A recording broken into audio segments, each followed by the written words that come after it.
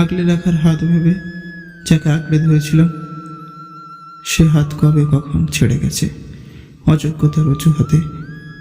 ছলমলে দুনিয়ায় তা আমি টের পাইনি। নিজেকে গাছের মতো জন্ম দিতে গিয়ে কবে কখন যে আমি ফিনিক্স পাখি হয়ে গেছি মনে নেই।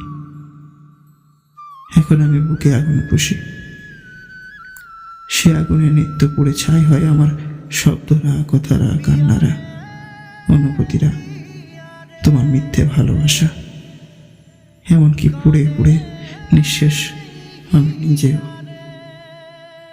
আমার এই আগুন পোষার হাত ধোবার ক্ষমতা আমার কারণে, আর নেই কোনো মানুষেরও।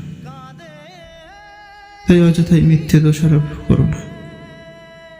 আমি এখন ফিনিক্স পাখি, আর পড়াতে পারবে না।